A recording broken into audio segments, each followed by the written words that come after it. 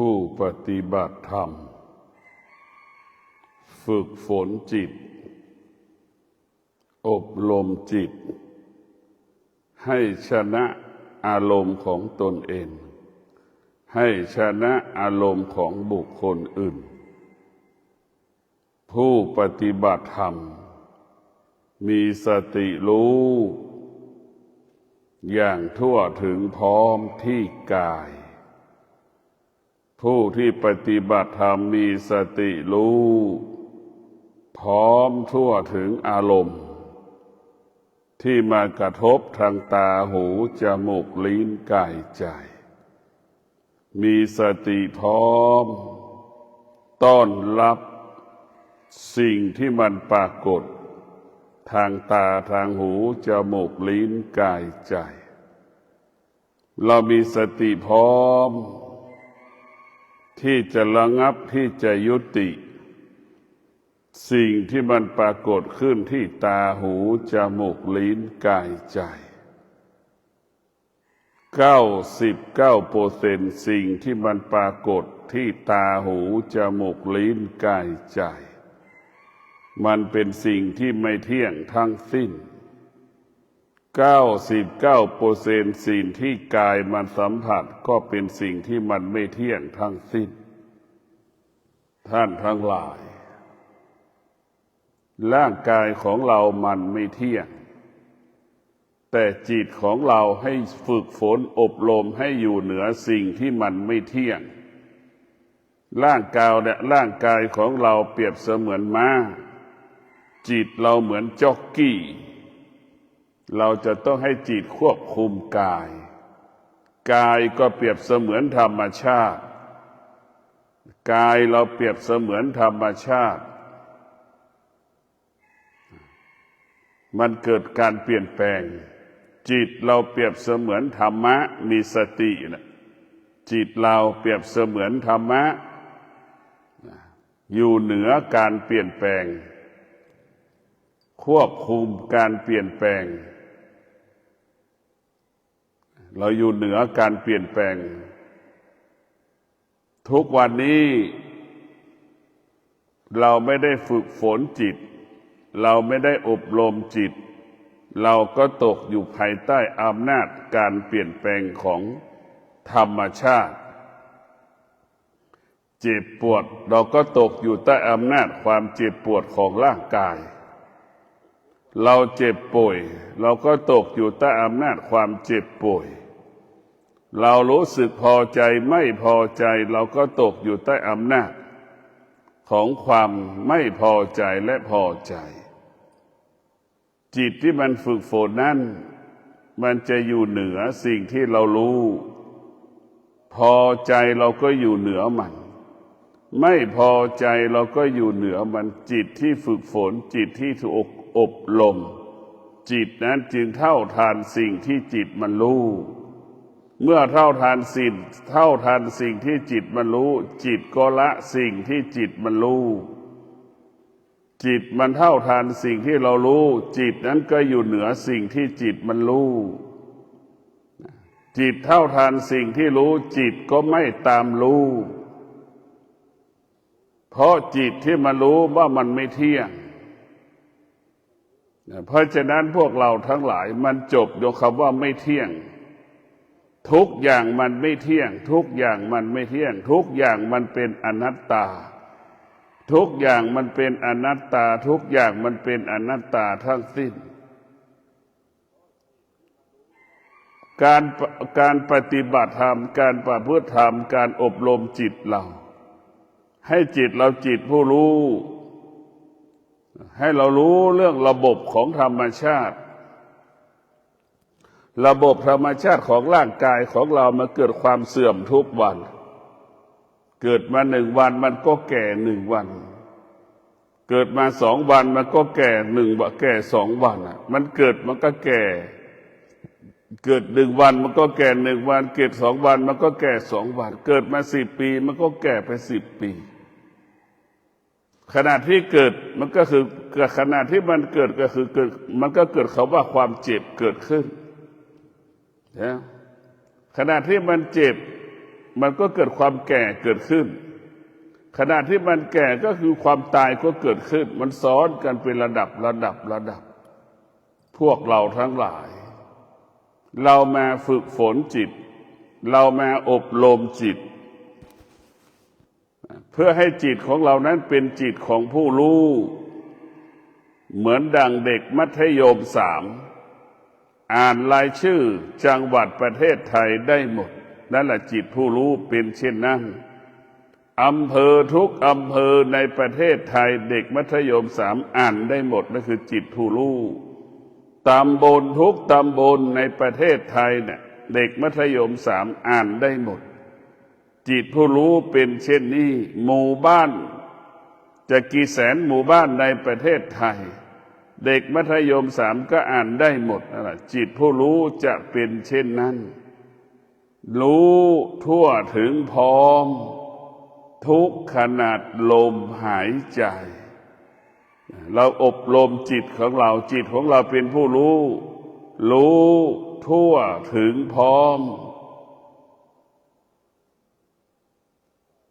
การฝึกจิตให้จิตเรารู้เฉยๆแต่เราไม่ต้องไปยึดติดสิ่งที่เรารู้อะไรรู้เรื่องร่างกายเท่านั้นไม่ต้องไปรู้เรื่องอื่นรู้เรื่องร่างกายของเรารู้เรื่องอวัยวะของเรารู้เรื่องอายตนะของเรารู้เรื่องอารมณ์ความรู้สึกของเราเราจะฝึกฝนทุกอย่างให้จิตของเรานั้นคุ้นเคยหรือให้เราฝึกฝนให้จิตเราคุ้นเคยกับสิ่งที่มันเป็นธรรมชาติทั้งระบบร่างกายเรามันเป็นธรรมชาติก็คือแก่เจ็บป่วยเป็นธรรมชาติเราก็ต้องฝึกมันยามใดที่มันแก่มันเจ็บมันป่วยเราก็อยู่กับมันได้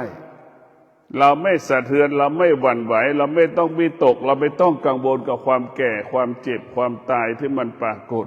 ที่เราฝึกรู้ว่ามันเป็นธรรมชาติของมันรู้ว่าเป็นธรรมดาของมัน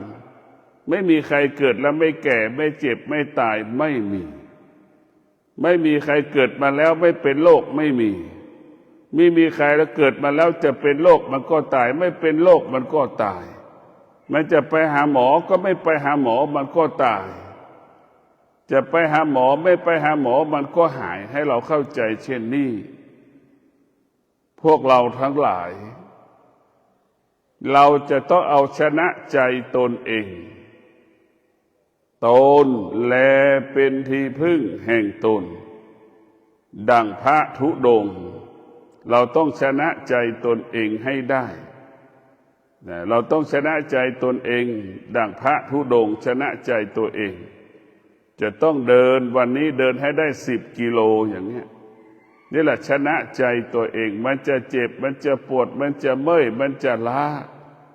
นี่แหละเราก็จะต้องมีสติสัจจะวิริยะขันติบำเพ็ญเพียรที่จะเดินให้ได้10 กิโลต่อ1 วันหรือ20 กิโลต่อ1 วันที่เราจะต้องเดินเนี่ยเดินอย่างนี้แหละคือเราชนะใจตัวเอง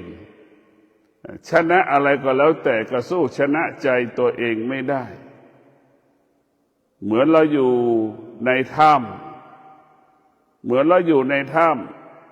เราชนะใจตนเองเราอยู่ในถ้ำเราก็มีสติมากมีสติรู้สึกตัวมากกว่าเก่ามีสติรู้สึกตัวมากกว่าเก่าแล้วก็อยู่ในถ้ำก็เป็นการรักษาอารมณ์ไว้อย่างดีรักษาอารมณ์ของเราไว้เป็นอย่างดีสภาวะจิตเราก็อยู่สงบนิ่งเป็นอย่างดี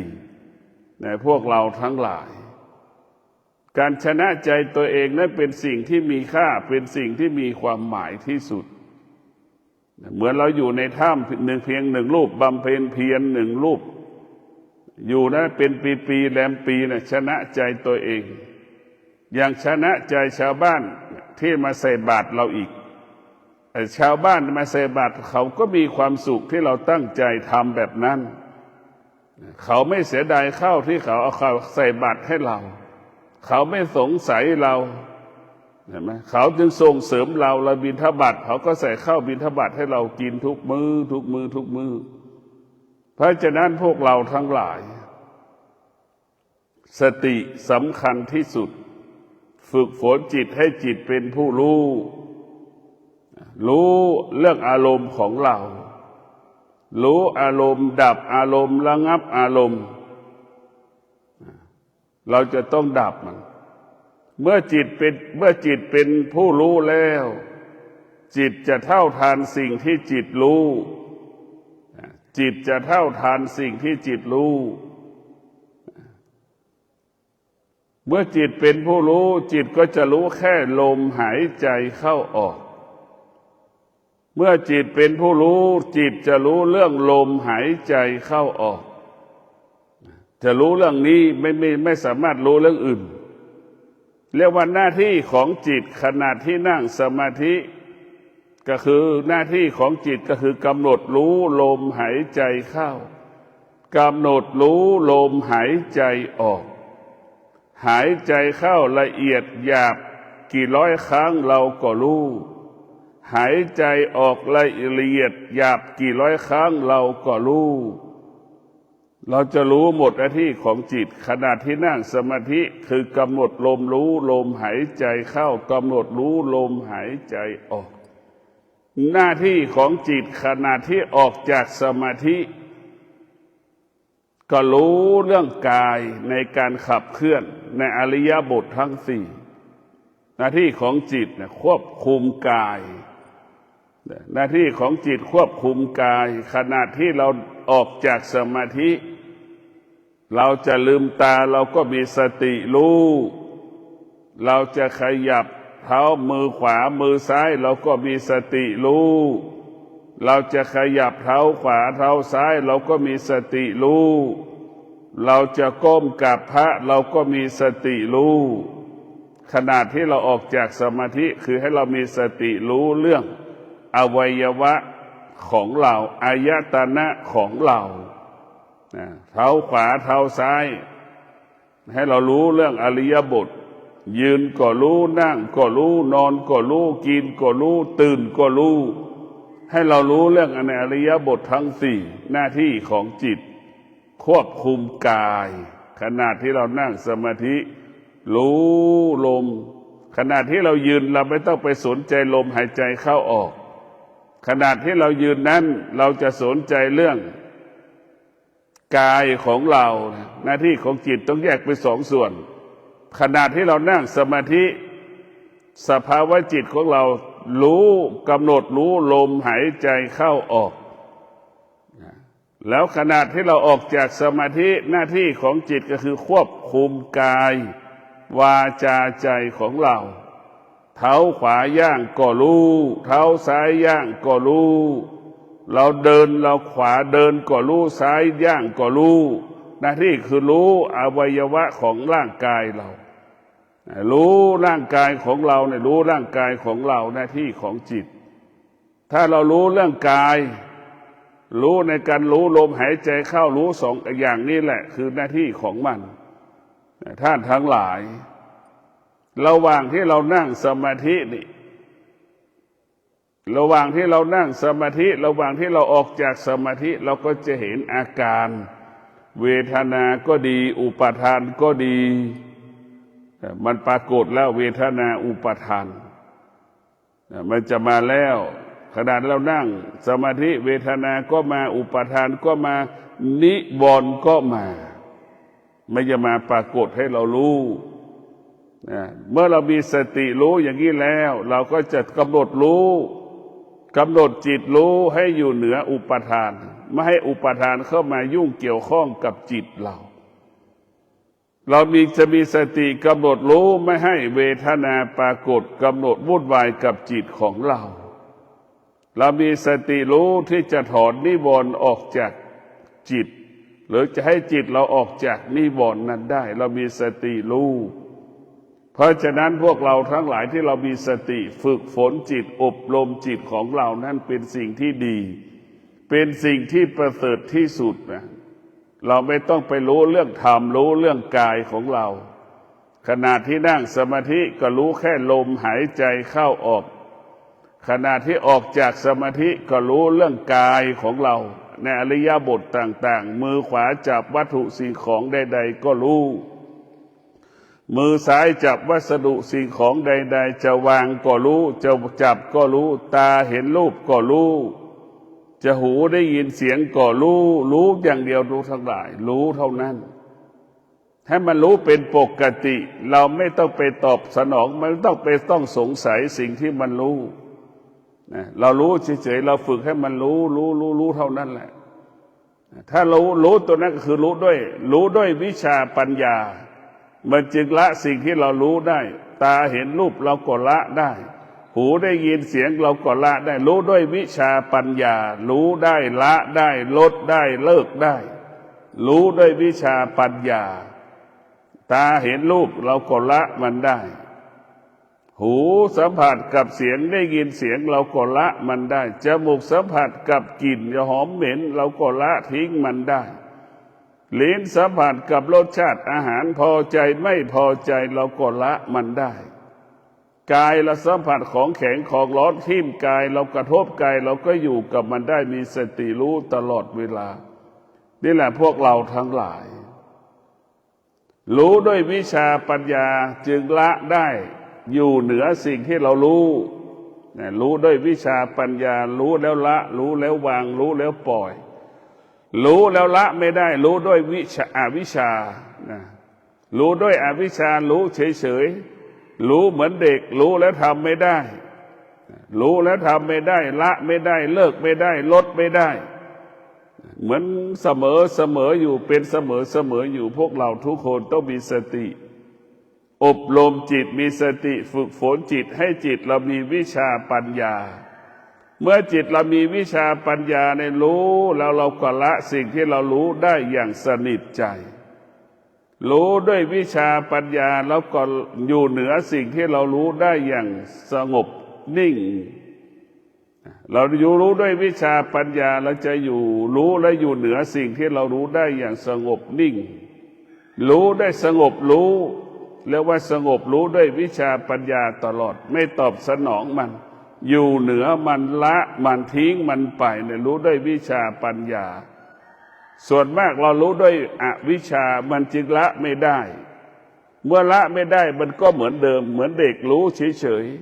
ๆเหมือนเด็กรู้เฉยๆเราไม่สามารถรู้มันได้เพราะฉะนั้นพวกเราทุกคนที่เราเกิดมาเป็น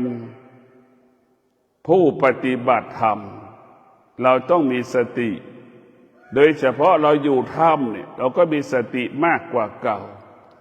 รู้สึกตัวง่ายกว่าเก่าเพราะไม่มีสิ่งใดกระทบอายตนะของเราไม่มีสิ่งใดทำให้จิตเราขุ่นมัวมันจะมีก็มีน้อยพวกเราทั้งหลายเราจะต้องฝึกฝนจิตของเราอย่างพระธุดงค์ทั้งหลายที่อยู่ในถ้ำชนะตนเองมีสติอยู่กับตนเองมากที่สุดมันจะแตกต่างจากเราอยู่สำนักวิปัสสนาอยู่สำนักวิปัสสนานี้มันถูกกระทบตลอดเวลาตาเห็นรูปก็สะเทือนหวั่นไหวหูได้ยินเสียงก็สะเทือนหวั่นไหวใช่ไหมจมูกสัมผัสกับกลิ่นก็สะเทือนหวั่นไหวลิ้นสัมผัสกับรสชาติอาหารก็สะเทือนหวั่นไหวกายสัมผัสร้อนหนาวก็สะเทือนหวั่นไหวไปหมดมาคนละเรื่องแต่ถ้าเราไปมีอยู่ในถ้ำเราจะมีสติรู้เราจะมีสติรู้สึกตัวรู้ความจริงรู้ตามความเป็นจริงร้อนสักปันใดเราก็จะถอดผ้าถอดจีวรถอดลังสะอยู่ในถ้ำร้อนมันแค่นั้นแหละเรารู้ของมันเพราะฉะนั้นพวกเราทั้งหลายการเกิดมาการเป็นนักปฏิบัติธรรมเกิดมาเป็นผู้ที่มาปฏิบัติธรรมนั้นเรามีความจำเป็นอย่างยิ่งที่เราจะต้องเรียนรู้เรื่องธรรมต่างๆมีสติรู้เท่านั้นภาษาธรรมะให้เรามีสติรู้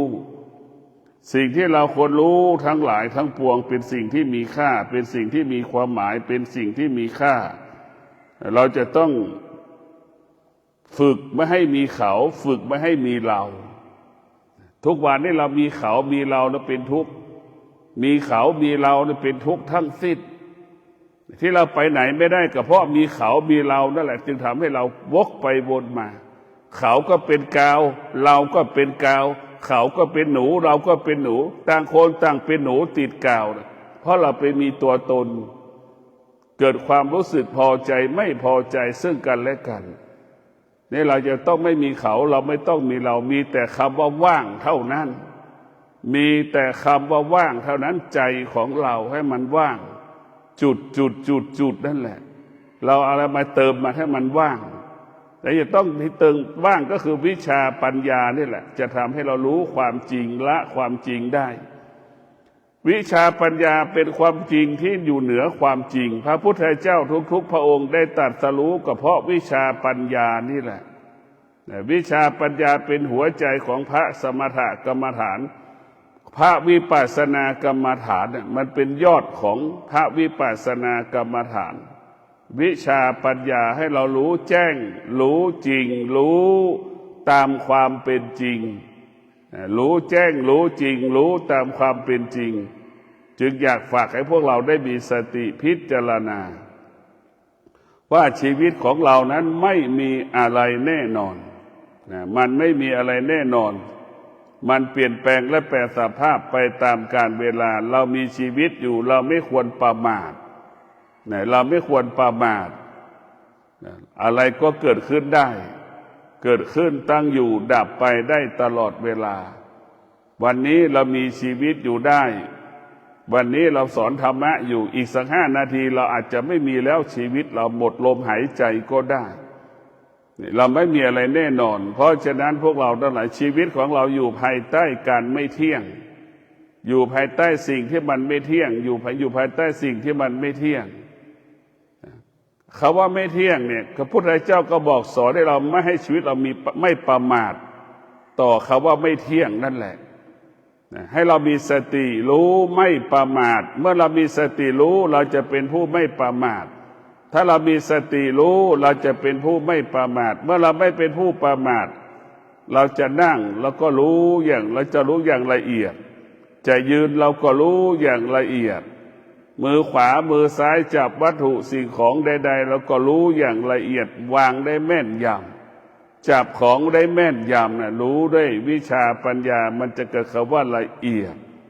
ให้เกิดขึ้นกับพวกเราทั้งหลายการมีชีวิตอยู่ได้การด้วยธรรมนั้นเป็นสิ่งที่มีค่าอาหารของจิตก็คือความสงบอาหารของกายก็คือความสงบไม่ใช่ว่ากายของเรานะกายไม่ใช่ว่าจิตของเราต้องการความสงบ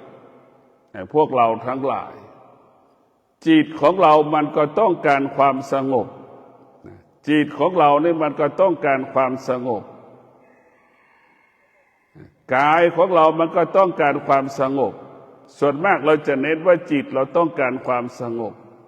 แต่ถ้าเราพิจารณาว่ากายของเราเองมันก็ต้องการความสงบมันต้องการความสงบเมื่อกายสงบจิตสงบเนี่ยมันเป็นยอดของสมถกรรมฐานมันเป็นยอดของวิปัสสนากรรมฐานมันเป็นแก่นความสงบเป็นรากฐานของพระวิปัสสนาพระวิปัสสนานี่แหละจะทำให้เรานั้นรู้แจ้งรู้จริงรู้ความจริงว่าเกิดก็เป็นทุกข์แก่ก็เป็นทุกข์เจ็บก็เป็นทุกข์ตายก็เป็นทุกข์ทั้งสิ้นมันไม่มีอะไรที่มันเกิดแล้วมีสุขมีความสุขมันไม่มีในพวกเราทั้งหลายไม่มีสิ่งไหนที่เกิดมาแล้วมีแต่ความสุขมันไม่มีในโลกส่วนมากดังที่เราสัมผัสอยู่ทุกวันนี้เราทุกข์เพราะความสุขเราทุกข์เพราะความสุขเพราะความสุขมันเป็นกิเลสความสุขมันเป็นราคะความสุขมันเป็นตัณหาความสุขมันเป็นความโลภมันเป็นความโลภมันซ่อนอยู่ในความสุข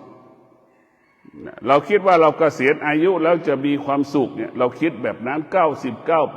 99% พอเราเกษียณอายุเสร็จแล้วเราก็ไม่มีความสุขอีกแล้วในพวกเราทั้งหลายจิตของเรานี่สำคัญที่สุดเราคิดว่าเรามีหลานเราจะมีความสุขพอเรามีหลานแล้วเราก็ไม่มีความสุขอีกนะเรามีเงินเดือนเพิ่มขึ้นคิดว่าจะมีความสุขมันก็ไม่ใช่อีกนะพวกเราทั้งหลายเราต้องมีสติรู้ทั่วถึงธรรมเท่านั้นที่เราจะให้เรารู้โดยเฉพาะผู้ที่ฝึกจิตให้เรายึดติดพระธรรมยึดติดพระธรรมก็คือให้เรามีสตินั่นแหละให้เรามีสตินั่นคือพระธรรมหัวใจของพระธรรมคือสติรู้หัวใจของนักปฏิบัติหัวใจของนักปฏิบัติก็คือมีสติรู้มีสติรู้ขนาดนั่งสมาธิรู้ลมหายใจเข้าหัวใจผู้ปฏิบัติธรรมขนาดที่ออกจากสมาธิก็มีสติรู้การขับเคลื่อนของกายในอริยบททั้งสี่นั่งนอนยืนเดินเราจะรู้เลยจะนั่งก็รู้จะนอนก็รู้จะเดินก็รู้กินก็รู้ตื่นก็รู้เนี่ยรู้แค่นี้แหละไม่มีเรื่องอื่นเลยนะให้เราฝึกอยู่ตรงนี้เป็นประจำทุกวันเราไม่ต้องไปสนใจเรื่องอื่นๆให้เรารู้สิ่งเหล่านี้เท่านั้นแต่พวกเราทั้งหลายฝึกจิตให้จิตเป็นจิตของผู้รู้ฝึกจิตให้จิตเป็นจิตของผู้รู้เมื่อจิตเป็นจิตของผู้รู้แล้วจิตนั้นก็สงบต่อสิ่งที่จิตรู้จิตรู้สิ่งใดจิตก็ละสิ่งนั้นคือจิตผู้รู้จะเป็นแบบนั้นจิตรู้สิ่งใดจิตก็อยู่เหนือสิ่งนั้นคือจิตผู้รู้เป็นเช่นนั้นเพราะฉะนั้นจิตของผู้รู้จะเบิกบานต้องตลอดเวลาเป็นจิตที่ตื่นตลอดเวลาแล้วว่ามีสติรู้จิตตื่นอยู่ตลอดเวลามีสติตื่นรู้ตลอดเวลามีสติตื่นรู้มีสติตื่นรู้ตลอดเวลาพวกเราทั้งหลายการมีสตินั้นสำคัญที่สุดมีสติรู้มีสติรู้มีสติรู้เมื่อเรามีสติรู้แล้วจิตเราก็จะมั่นคงจิตเราก็ยั่งยืนจิตเราก็งอกงามพวกเราทั้งหลายที่มีสติรู้อยู่เราจะอยู่ฐานะไหนเราต้องมีสติรู้บุคคลใดที่มีสติรู้ก็คิดก็สำเร็จพูดก็สำเร็จกระทำการใดๆก็สำเร็จบุคคลใดที่ขาดสติคิดก็ไม่สำเร็จพูดก็ไม่สำเร็จกระทำการใดๆก็ไม่สำเร็จเราจะเห็นว่าหงายกับคว่ำจะรู้ว่าการมีสติก็เป็นประโยชน์เกิดประโยชน์ต่อชีวิตของเราพอเราขาดสติก็เป็นมันไม่เกิดประโยชน์ใดๆทำลายชีวิตของเราทำลายผลประโยชน์ของเราพวกเราทั้งหลายชีวิตของเรานั้นต้องอาศัยสติเนี่ยแหละสติเป็นเครื่องป้องกันสติเป็นเครื่องป้องกันไม่ให้จิตหลงทางสติจึงเป็นเครื่องเตือนจิตเราสติเปรียบเสมือนพระพุทธเจ้าสติเปรียบเสมือนพระพุทธเจ้าสติเปรียบเสมือนพ่อและแม่คอยเตือนลูกสติเปรียบเสมือนนายจ้างคอยเตือนลูกจ้างนั่นแหละสติก็คงเปรียบเสมือนนายบ่าวนายจ้างกับลูกจ้างจะต้องเตือนบอกอบรมสั่งสอนสติก็เปรียบเสมือนครูอาจารย์ที่คอยอบรมลูกศิษย์ให้ลูกศิษย์ได้รับความรู้เรื่องความจริงรู้เรื่องความจริงสติเตือนสตินั้นจะเป็นมีค่าเท่ากับการเป็นผู้นำเราจะบอกว่าผู้นำที่ดีต้องมีสติเราจะบอกเหมือนเราบอกสติมีค่าดังพระพุทธเจ้าสติมีค่าดังครูอาจารย์สติมีค่าดังพ่อดังแม่สติมีค่าดังนายจ้างนั่นแหละคือสติเราจะมีค่าเป็นผู้ยิ่งใหญ่ถ้าเราขาดสติแล้วทุกอย่างมันก็หมดค่าหมดราคาหมดความหมายพวกเราทั้งหลายเรามีสติรู้ทุกขนาดลมหายใจมีสติรู้ธรรมอย่างทั่วถึงธรรมเนี่ยพวกเราทั้งหลายมีสติรู้ธรรมทั่วถึงธรรมนั่นแหละเราจะประเสริฐรู้ธรรมเราก็ละธรรม รู้ธรรมเราก็ละธรรมเราจะไม่ยึดติดธรรมหัวข้อธรรมต่างๆแต่เราจะยึดติดแค่ลมหายใจเข้าออกแค่นั้นรู้ลมหายใจเข้ารู้ลมหายใจออกแค่นั้นแหละนี่คือสิ่งที่เราควรรู้นอกจากนั้นเรื่องอื่นๆเราเป็นสิ่งที่เราไม่ควรรู้ส่วนมากทุกวันนี้เราไปรู้เรื่องนอกกายเป็นเรื่องรู้สิ่งที่อยู่นอกจิตของเรารู้นอกสิ่งที่นอกกายรู้สิ่งที่นอกจิตของเรารู้สิ่งที่เป็นนอกกายนอกจิตและเป็นสิ่งสำคัญก็ขอให้พวกเราทั้งหลายรู้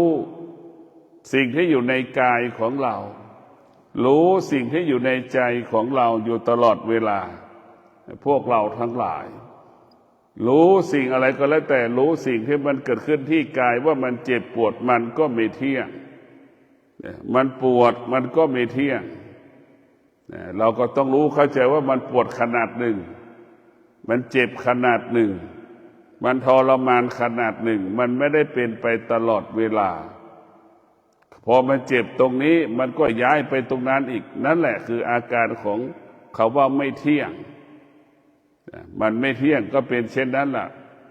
เจ็บตรงหลังอีกมันก็ไปตรงเอวอีกไปตรงขาอีกมันจะเปลี่ยนเวียนไปอย่างนี้แหละให้เรารู้เรื่องร่างกายของเราให้เรารู้ว่าร่างกายของเรานี่เป็นพระไตรปิฎกให้เรารู้ว่าร่างกายของเราคือเป็นต้นกำเนิดของพระไตรปิฎกร่างกายของเราเป็นต้นกำเนิดของวิทยาศาสตร์ร่างกายของเราเป็นต้นกำเนิดของการศึกษาเรียกว่าการศึกษาที่แท้จริงก็คือเกิดขึ้นที่กายวิทยาศาสตร์ที่แท้จริงเกิดขึ้นที่กายธรรมะที่แท้จริงก็เกิดขึ้นที่กายของเราแล้วไปขยายผลเอาไปขยายผลเป็นตำราเรียนขยายผลเป็นพระไตรปิฎกขยายผลเป็นวิทยาศาสตร์นั่นแหละคือทุกอย่างมาอยู่ที่ตัวเราหมดทุกท่านทั้งหลายเราจะชนะใจตนเองได้เราต้องมีสติมีสัจจะวันนี้เราจะเป็นใบ้1 วันเราจะชนะใจตนเองวันนี้เป็นวันพระเราจะมีสติรู้จะเป็นใบ้1 วันเราจะไม่คุยไม่พูดกับใครสักคนวันนี้1 วันบางคนก็จะมีสติรู้ว่าจะงดกินข้าว1 วันวันนี้จะนั่งจะเดินจะนั่งสมาธิเดินจงกรมนั่งสมาธิเดินจงกรมทั้งวันจะกินแต่น้ำอันนี้แหละคือบางคนก็จะมีสติเนี่ยฝึกฝนชนะจิตตนเองอารมณ์ของตนเองชนะความอยากที่มันเกิดขึ้นชนะความหิวที่มันเกิดขึ้น1 วันเนี่ยนี่คือเป็นสิ่งที่ดีที่สุดเราต่อสู้กับตัวเราเองนะถ้าเราทำได้เป็นสิ่งที่มีคุณค่าที่สุดเรารู้แล้ววันพระวันนี้วันพระใหญ่เราจะกินแต่ผลไม้ก็ได้หรือเราจะกินแต่น้ำก็ได้อะไรเราจะไม่เป็นใบ้1 วันนี้ก็ได้งดกินอาหาร1 มื้อ3 มื้อเลยก็ได้อย่างนี้เราก็งดไปเลยงดการกินอาหาร1 วันก็ได้นี่แหละคือเราต้องเริ่มต้นชนะใจตัวเองเมื่อเรามีสติเรามีสัจจะมีวิริยะมีขันติมันก็จะไปควบคุมยามที่ความหิวปรากฏยามร่างกายเจ็บป่วยปวดทุกข์ทรมานลำบากสติสัจจะวิริยะขันติจะช่วยพยุงกายของเราช่วยพยุงจิตของเราพวกเราทั้งหลายต้องมีสติพระสมัยเราเป็นไปเข้ากรรมฐานอยู่กับกรรมฐานพระบางรูปพระเพื่อนมันก็ไม่ยอมฉันข้าวฉันแต่น้ำเกลือ1 คืน 1 วันกินแต่น้ำเกลือนั่งสมาธิเดินจงกรมนั่งสมาธิ1 คืน 1 วันบางคนก็เป็นใบ้ไม่พูด3 วัน 7 วันบำเพ็ญชนะจิตตัวเองชนะใจตนเองอารมณ์ของตนเองจะไม่คุยกับใครสักคนจะไม่คุยกับใครปากเราจะเป็นใบ้หูเราจะเป็นคนหูหนวกตาก็เหมือนคนตาบอดเราจะต้องมีสติรู้แบบนั้นแหละท่านทั้งหลายนั่นเป็นสิ่งที่ฝึกชนะจิตตัวเอง ชนะอะไรก็แล้วแต่ก็สู้ชนะใจตัวเองไม่ได้ชนะตนนั่นแหละเป็นดีชนะตนนั่นแหละเป็นดีชนะตนนั่นแหละเป็นดีก็ขอให้ท่านทั้งหลายได้มีสติฝึกฝนให้ชนะจิตใจตัวเองชนะใจของตนเองเมื่อเราชนะจิตตนเองแล้วทุกอย่างมันก็ประเสริฐโดยเฉพาะเรื่องชนะจิตตนเองชนะอารมณ์ของตนเองนี่เป็นสิ่งที่มีคุณค่าเราจะต้องฝึกจิตเรานั้นให้มันอ่อนให้จิตเราอ่อนและจิตเรามีเมตตาธรรมจิตเรามีเมตตาชีวิตเราต้องอยู่พึ่งพาธรรมะไม่มีอะไรดีกว่าธรรมะในท่านทั้งหลายเรารู้ได้ผู้เฒ่าผู้แก่ที่พึ่งของเราก็คือตนแลเป็นที่พึ่งแห่งตนลูกหลานอยู่กับเราแค่บางเวลาอาศัยลูกหลานได้ก็แค่บางเวลานะผู้เฒ่าผู้แก่ทั้งหลายก็สัมผัสรู้ได้แต่ธรรมะเป็นที่พึ่งของเราได้ตลอดเวลาพึ่งได้ตลอดเวลาอยู่กับเราตลอดเวลานี่แหละคือธรรมะธรรมะก็คือปัญญาแก่แล้วมีปัญญาเนี่ยพึ่งพาตนเองอาศัยตนเองไม่คิดพึ่งพาลูกหลานไม่คิดจะอาศัยลูกหลานลูกหลานมาก็ขอบคุณลูกหลานไปก็ขอบคุณจะไม่มาก็มีสติรู้ตนแลเป็นที่พึ่งแห่งตนทุกคนเป็นเช่นนี้ยามที่เราแก่ไม่มีใครช่วยเราได้ให้หายแก่ให้หายเจ็บให้หายป่วยแต่มีวิชาปัญญาจะช่วยให้เรารู้ว่าแก่เป็นปกติของมันเจ็บก็เป็นปกติของมันเห็นไหมวิชาปัญญามันจะบอกสอนให้เรารู้เรื่องความแก่ความเจ็บความตายเป็นของธรรมดาเป็นปกติของมันให้เรารู้แบบนี้ให้เรารู้อย่างนี้อย่างเนืองต่อเนื่องสืบเนื่องมาจนถึงปัจจุบันนี้ท่านทั้งหลายมีสติรู้ว่าเราจะลืมตามีสติรู้สึกตัวอยู่ตลอดเวลาว่าเราจะออกจากสมาธิเรามีสติรู้ว่าเราจะขยับมือขวามือซ้ายมีสติรู้ว่าเราจะขยับเท้าขวาเท้าซ้ายเรามีสติรู้จะเอามือวางไว้เอามือขวาวางไว้ที่อกมือซ้ายวางไว้ที่อกเรามีสติรู้จะยกมือขวามือซ้ายไว้ที่หน้าผากมีสติรู้จะเอามือขวามือซ้ายวางลงพื้นเรามีสติรู้ในกายที่มันจะกราบพระเรามีสติรู้หัวมันจะถึงพื้นเรามีสติรู้ยกหัวขึ้นมีสติรู้ยกมือขวาขึ้นมีสติรู้ยกมือซ้ายขึ้นนี่แหละให้เรามีสติรู้นี่แหละคือหัวใจของนักปฏิบัตินะหรือผู้ไม่ปฏิบัติมีสติรู้ก็ประสบความสำเร็จในการประกอบอาชีพปฏิบัติหน้าที่ก็ประสบความสำเร็จเช่นเดียวกับผู้ปฏิบัติธรรมมีสติรู้ในการปฏิบัติธรรมรู้เรื่องกายรู้เรื่องกายรู้เรื่องอารมณ์แล้วเราก็จะสำเร็จทุกอย่างขอความสุขสวัสดีจงเกิดแก่ท่านทั้งหลายมีสติรู้แล้วก็ให้อยู่เหนือสิ่งที่เรารู้มีสติรู้ละสิ่งที่เรารู้มีสติรู้ไม่ตามรู้ด้วยวิชาปัญญาจึงอยู่เหนือสิ่งที่เรารู้ละสิ่งที่เรารู้ไม่ตามรู้ด้วยวิชาปัญญาขอเจริญพร